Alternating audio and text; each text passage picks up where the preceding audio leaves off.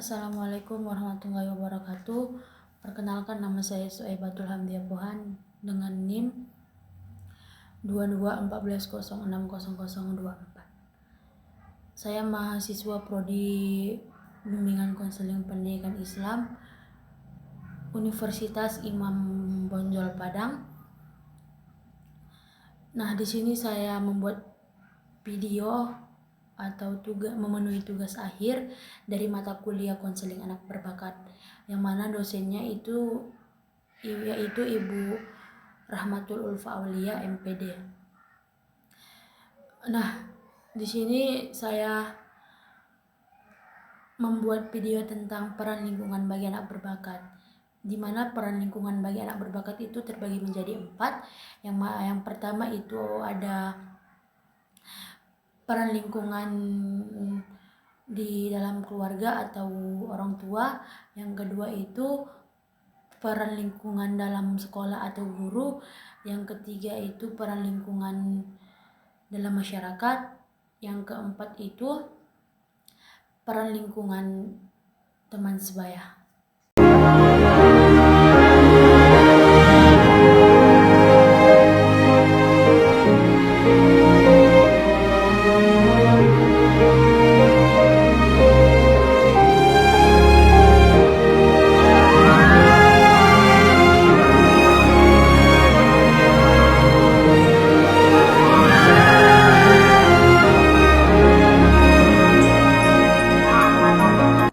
Baik, di sini saya akan menjelaskan tentang peran lingkungan bagi anak berbakat.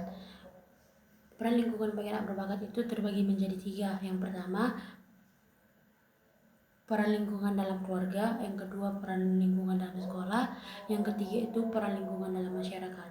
Nah, yang pertama itu adalah lingkungan dalam keluarga, yang mana lingkungan dalam keluarga itu merupakan faktor paling awal dan paling berpengaruh dalam pembentukan potensi anak berbakat. Pada masa perkembangan awal, anak memperoleh stimulus kognitif, sosial, dan emosional yang membentuk struktur dasar kemampuan berpikir dan karakter personal mereka. Nah, namun orang tua yang memiliki literasi perkembangan yang baik biasanya memberikan ruang eksplorasi luas melalui dialog terbuka. Namun demikian, pola asuh yang kurang adaptif dapat menjadi hambatan serius. Misalnya, ekspektasi orang tua yang terlalu tinggi terhadap anak dapat memunculkan tekanan berlebihan sehingga anak merasa terjebak dalam tuntutan perfeksionisme. Sementara itu, pola asuh yang terlalu kaku atau otoriter berpotensi untuk menekankan kreativitas alami anak berbakat. Nah, jadi bagaimana sikap orang tua dalam berinteraksi dengan anaknya dapat mendorong berkembangnya kreativitas anak. Interaksi antara orang tua dan anaknya bukanlah interaksi yang didasarkan atas stimulus. Orang tua dan anak adalah subjek yang saling berinteraksi secara seimbang dan saling tukar pengalaman. Yang pertama itu ada orang tua sebagai pendidik atau edukator. Artinya orang tualah dalam proses pendidikan anak dapat memainkan peran dalam pembentukan pribadi dan moral, bahkan meletakkan dasar-dasar dalam kecakapan hidup. Yang kedua itu adalah orang tua sebagai guru, yang artinya bahwa orang tua dalam kehidupan sehari-hari dapat memainkan peran untuk melakukan kegiatan belajar. Apakah itu kegiatan membaca, menulis, maupun berhitung, sehingga anak memiliki kesiapan untuk melakukan aktivitas belajar sebagai sebagaimana yang dikehendaki di sekolah.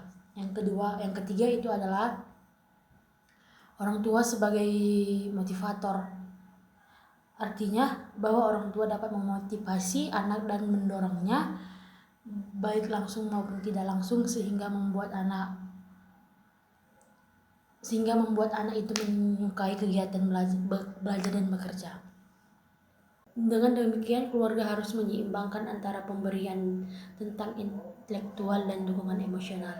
Stimulus yang konsisten, interaksi empatik, serta penghargaan terhadap minat anak merupakan elemen yang berkontribusi terhadap perkembangan bakat anak holistik. Nah, adapun contoh bagi peran lingkungan di keluarga, yaitu lingkungan keluarga dapat memberikan contoh yang nyata bagi anak berbakat melalui berbagai bentuk bantuan sehari-hari. Orang tua sering menyediakan fasilitas melalui materi seperti alat musik atau buku khusus untuk mengesahkan bakat anak. Interaksi positif ini membantu perkembangan anak secara optimal.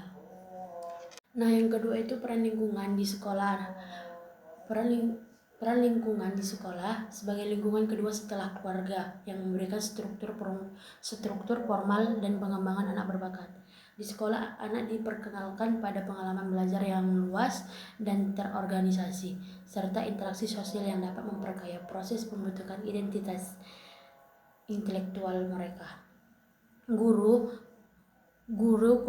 kurikulum dan budaya sekolah menjadi elemen penting yang menentukan apakah potensi anak berbakat dapat berkembang secara optimal. Selain aspek akademik, sekolah juga harus memperhatikan kebutuhan sosial dan emosional anak berbakat. Banyak penelitian menemukan bahwa anak berbakat seringkali merasa kesulitan beradaptasi dengan teman sebaya. Nah, peran lingkungan di sekolah bagi anak berbakat itu bersikap simpatisan. Ini juga termasuk salah satu faktor yang paling penting dalam menentukan keberhasilan prosesnya pembelajaran. Dalam membina bakat dan kreativitas anak didik dalam belajar melalui kualifikasinya. Setiap guru dituntut untuk menjalankan peran aktif sebagai komunikator, motivator, dan fasilitator. Karena ketiga peran ini secara umum dapat dikatakan sangat diperlukan oleh anak didik dalam mengembangkan minat, bakat, dan kreativitasnya di berbagai bidang baik dalam lingkungan sekolah maupun keluarga dan lingkungan sosialnya. Nah, jadi peran lingkungan di sekolah ini kita bisa mencermatinya yang pertama itu dengan pengembangan akademik dan keterampilan anak, yang kedua itu pengembangan bakat dan kreativitas anak, yang ketiga itu pengembangan sosial dan emosional anak.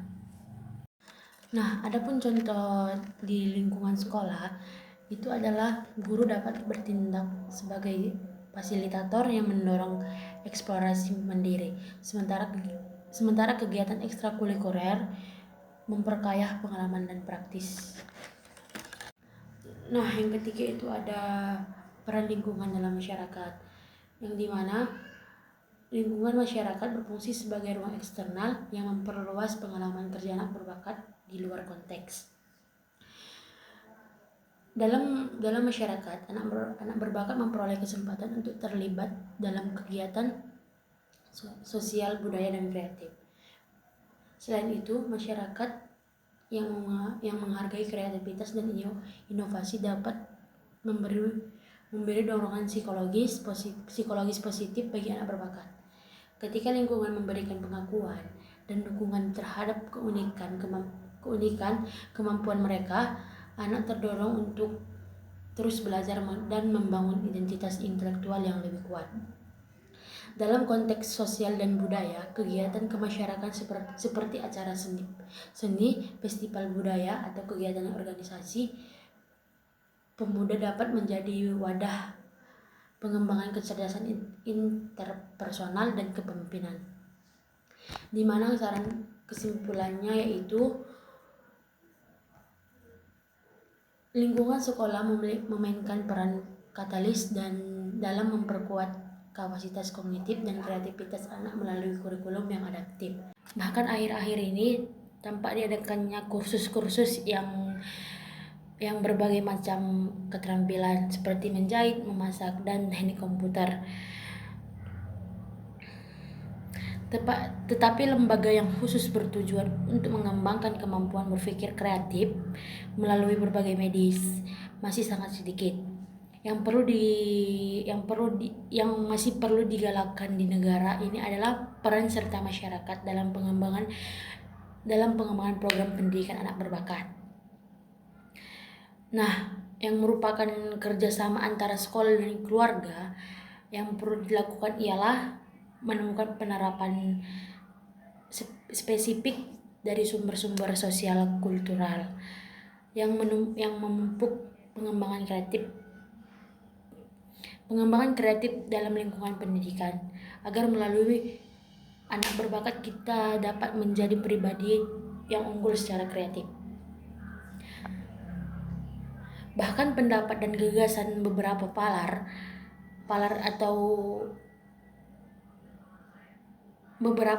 di Indonesia mengenai kaitan dan peran faktor-faktor sosial budaya dan pengembangan kreativitas. Anggota masyarakat menunjukkan kesamaan dengan temuan pakar dan peneliti di luar negeri.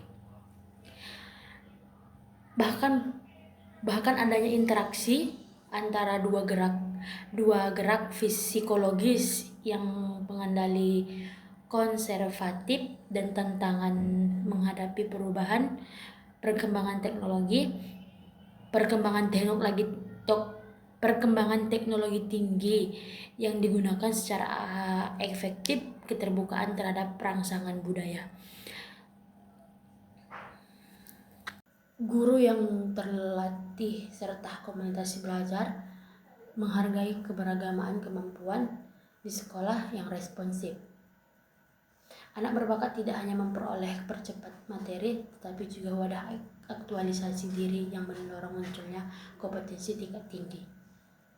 Nah, adapun contoh peran lingkungan dalam masyarakat bagi anak berbakat yaitu masyarakat menawarkan keberagaman inspirasi melalui interaksi dengan tetangga dan fasilitas umum, di mana persaingan sehat serta proyek kelompok memicu eksplorasi bakat baru.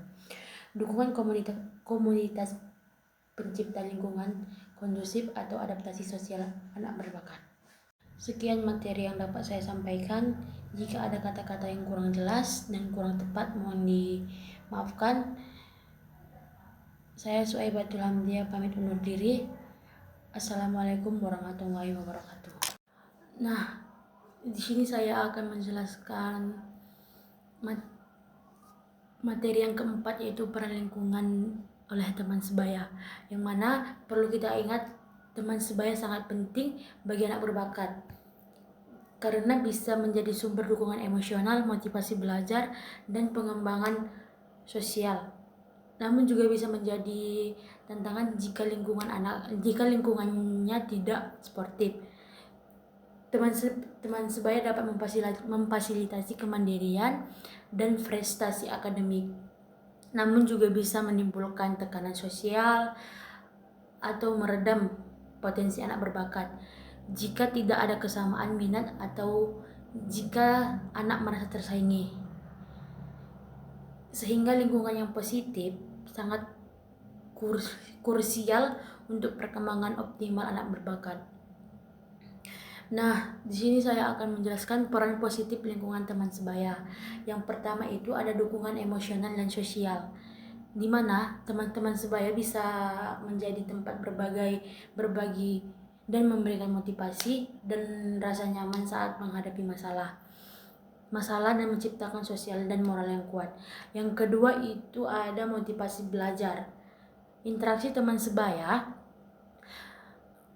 yang rajin dan berprestasi dapat meningkatkan motivasi belajar anak berbakat. Sebaliknya, teman yang kurang termotivasi bisa menurunkan semangatnya. Yang ketiga itu ada pengembangan pengembangan kemandirian, di mana pengembangan kemandirian teman sebaya membantu anak mengatur waktu, mengelola tanggung jawab, dan mengatasi tekanan akademik, dan mendorong kemandirian.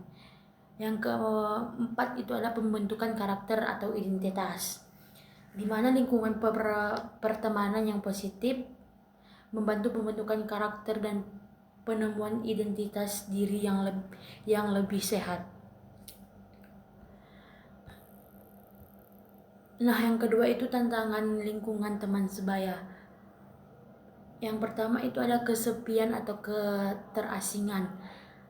Anak berbakat seringkali merasa berbeda karena minat dan kemampuan yang lebih tinggi, mampu membuat mereka sulit menemukan teman sefrekuensi yang dapat menyebabkan kesepian.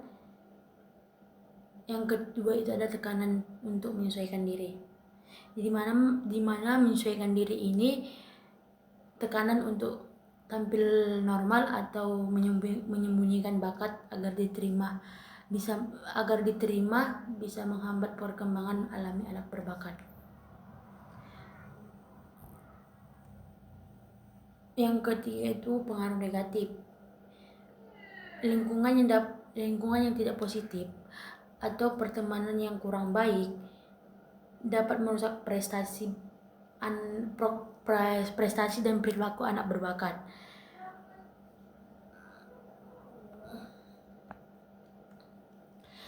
Nah, yang ketiga atau yang terakhir, sinergi orang tua, guru dan sekolah.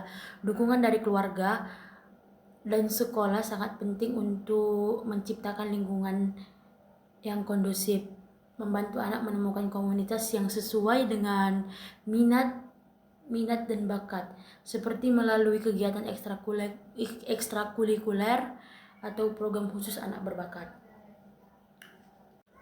Nah, namun dapat kita simpulkan dari 4 peran lingkungan itu, yang pertama lingkungan terhadap keluarga. Orang tua merupakan figur paling strategis karena paling memahami karakteristik, kebutuhan, dan masalah anak berbakat. Di rumah, orang tua berperan sebagai pengasuh, motivator, dan fasilitator yang memberi dukungan emosional,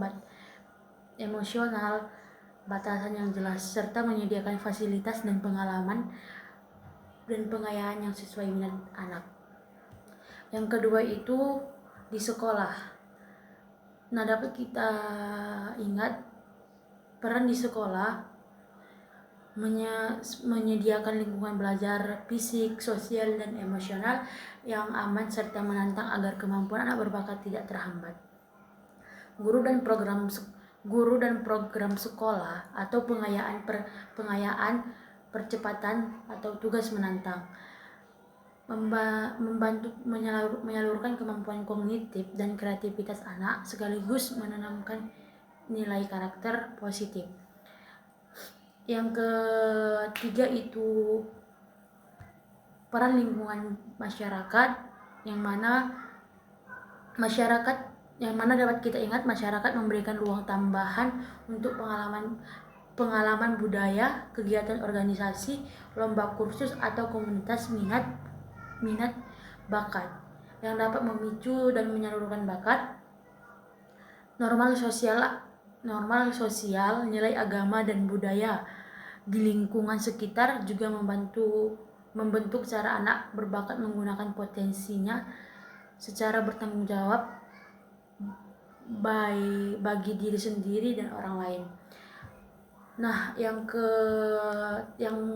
keempat ataupun yang terakhir itu peran lingkungan teman sebaya. Namun dapat kita ingat, teman sebaya menjadi tempat anak belajar bekerja sama, berempati, dan mengelola perbedaan, yang penting bagi perkembangan sosial emosional anak berbakat. Kelompok sebaya atau teman sebaya yang sportif dapat meningkatkan kepercayaan diri dan motivasi berprestasi. Sedangkan teman sebaya yang tidak menerima yang tidak menerima bisa menjadi hambatan, sehingga perlu pendampingan orang tua, orang dewasa.